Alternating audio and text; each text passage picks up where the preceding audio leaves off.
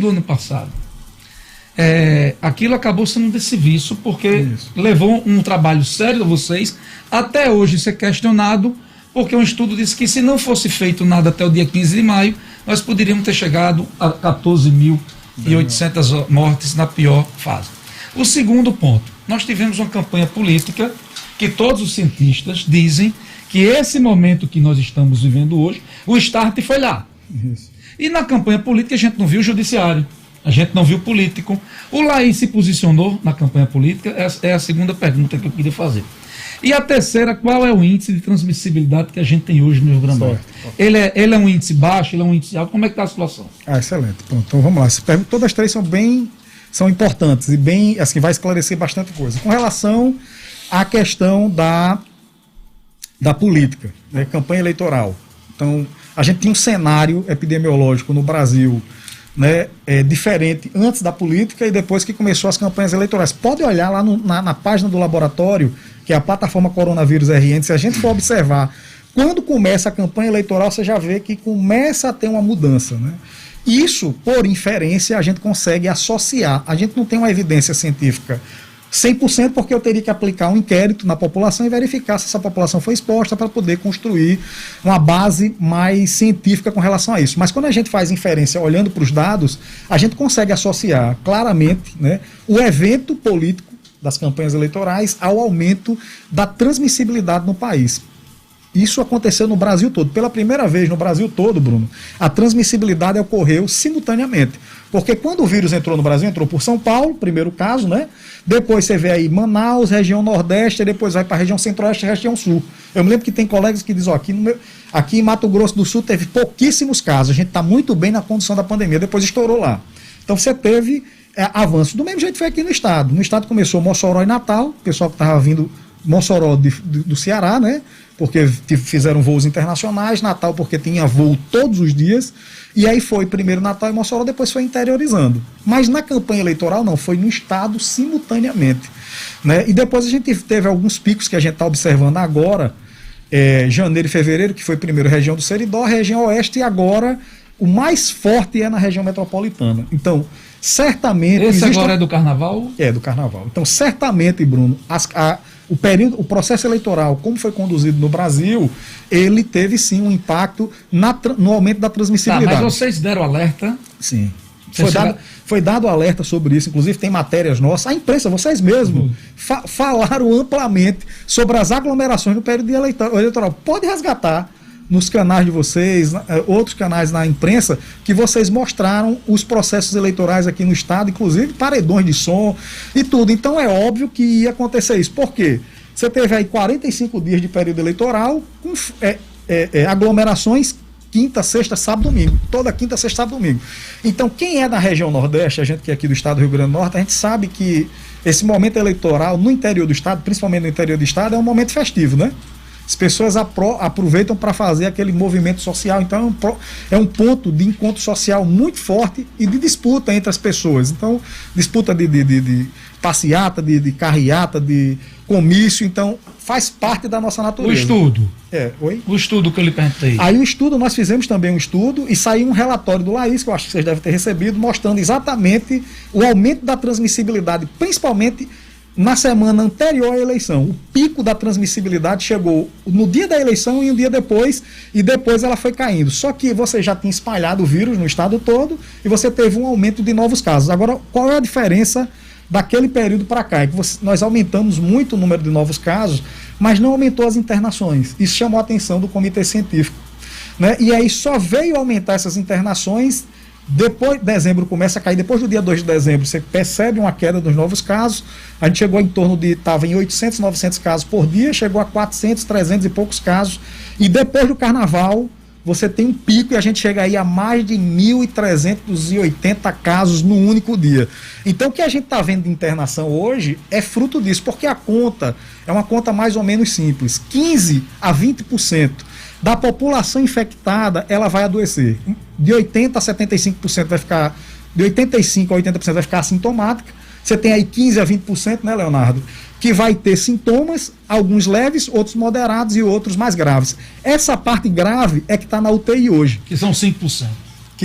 não sei se é 5%, mas a gente tem um percentual desses 20 aí que vai agravar. Leonardo pode falar melhor sobre esse percentual. Mas antes, para a gente finalizar com você, Bruno e Luciano, sobre aquele estudo do ano passado, aquele fundo de serviço acabou levando junto um trabalho sério. E o terceiro, como é que está a transmissibilidade Sim, hoje? o estudo que você perguntou, eu entendi agora. Você quer o estudo da gente sobre... Não. E a transmissibilidade hoje? Aquele estudo, Bruno, o que é que acontece? Ele foi uma projeção feita, uma projeção matemática, uma projeção física, de físicos, e eles eram importantes naquele período, por quê? Porque não existia dados sobre a questão da transmissibilidade no mundo, né?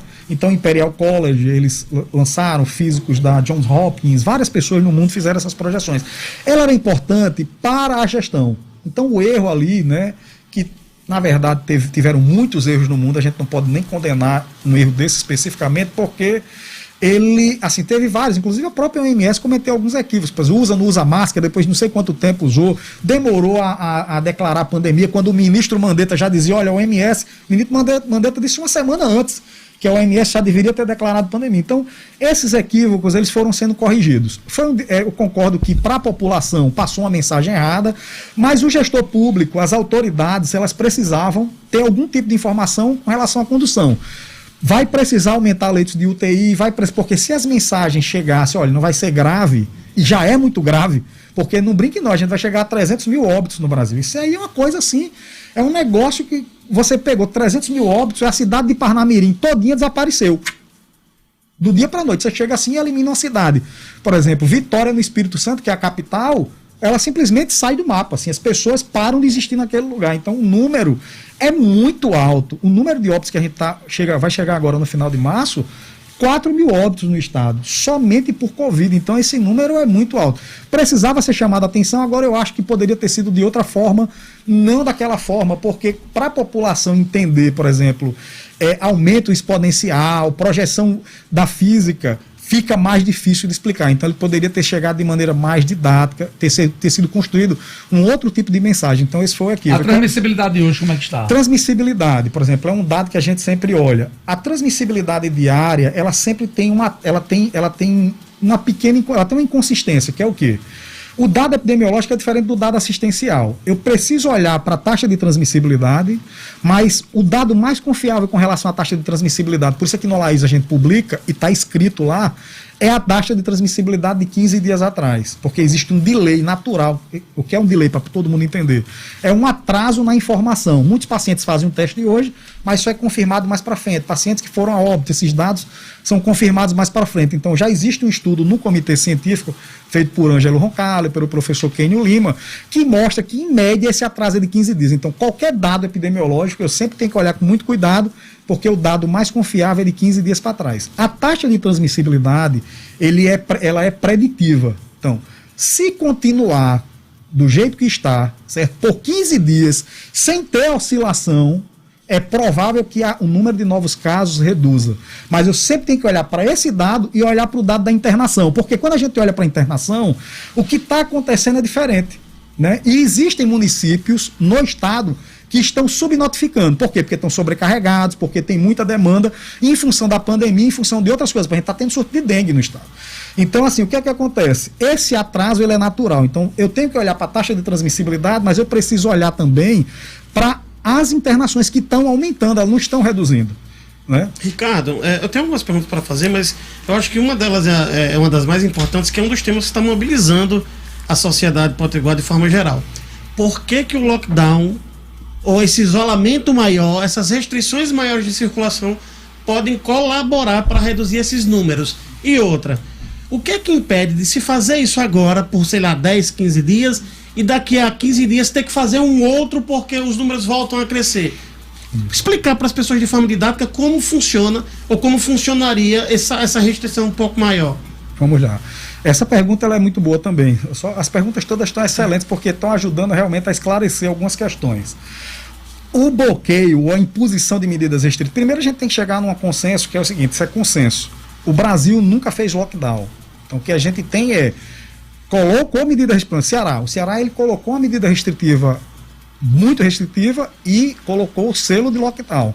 Mas, na verdade, ele ampliou a medida restritiva. Porque para fazer um lockdown, que é o bloqueio total, eu precisaria bloquear o espaço aéreo, a gente precisaria bloquear BRs, Ou seja, para fazer uma medida extremamente restritiva dessa, o Estado ou o município, eles precisam estar alinhados com a União. Então, é governo federal, Estado e município. Então, quais são as ferramentas que tem? Como isso não está 100% alinhado no Brasil, em partes, em algumas áreas está, em outras não. Então, isso cria dificuldades.